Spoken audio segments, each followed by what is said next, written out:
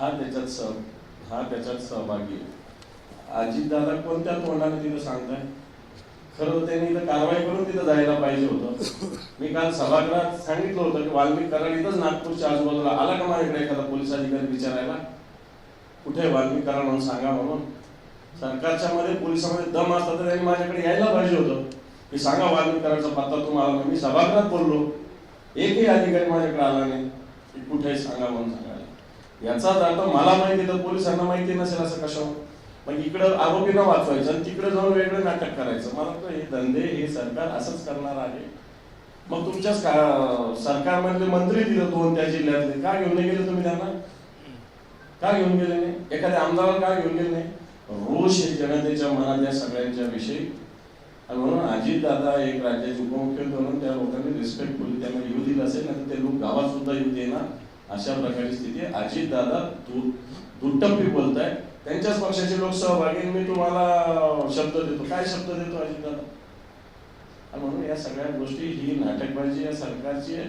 या सरकारमध्ये त्यांच्याच पक्षाचे लोक सहभागी आहे. अजितदादा कारवाई करायला त्या लोकांवर.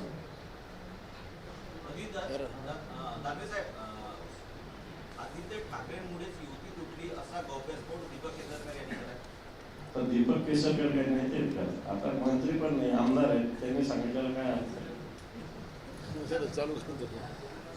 मला एवढं म्हणायचं आहे, ते काही नेते नाही आहेत, पण ते मागच्या काळामध्ये शालेय शिक्षण मंत्री त्याने एक प्रस्ताव आणला, एक गणवेश एक राज्य. कालच्या कॅबिनेटने का रद्द केला? माझी उलट मागणी आहे की या संपूर्ण प्रकरणाची एक गणवेश एक राज्य चौकशी करा. मोठा भ्रष्टाचार. सुनीलजी, मी सांगतो त्याच्यात, मी काल सभागृहात गणवेश दाखवला, एक पॅन्ट दाखवली जिचा रंग एका बाजूला काळा आणि एका बाजूला निळा होता.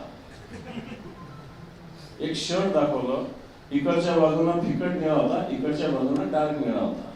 आणखी एक शर्ट दाखवलं जो एका साईडने लांब होता, एका साईडने छोटा होता. आणि सरकारने काल याच्यावर आदेश काढला की जुन्या पद्धतीनंच होणार. आणि आज केसरकर सकाळी म्हटले की सरकारने मला विचारायला पाहिजे होतं. ज्यांची ही अवकात आहे, मला वाटतं त्यांच्या वक्तव्याला काय अर्थ. थँक्यू.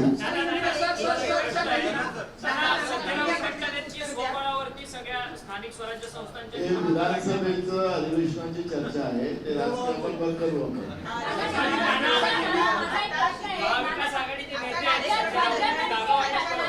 केंद्रात काँग्रेसला पुन्हा सत्तेत यायचं असेल तर आजपर्यंत जे काही धोरण, त्या धोरणामध्ये काही बदल करणार आहात का?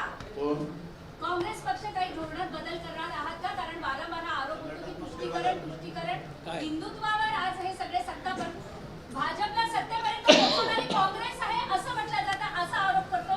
तुमची धोरणं चुकीची होती म्हणून भाजप सत्तेपर्यंत पोहोचला. मला असं वाटतं की जो ईव्हीएमचा घोटाळा आहे तो अजूनही स्पष्ट होत नाही. राज्याच्या मुख्यमंत्र्याला निवडणूक आयोगाची बाजू मांडावं लागत असेल तर याचा अर्थ तुम्ही समजला पाहिजे. हिंदुत्वाच्या भरोशावर किंवा तुष्टीकरणाच्या भरोशावर आलेलं सरकार नाही. हे सरकारच निवडणूक आयोगाच्या कृपेने आलेलं सरकार, केंद्रातलं असो की राज्यातलं असो, हे आता स्पष्ट झालेलं आहे. म्हणून आज आपण पाहिलं असेल केंद्र सरकारने एक नोटिफिकेशन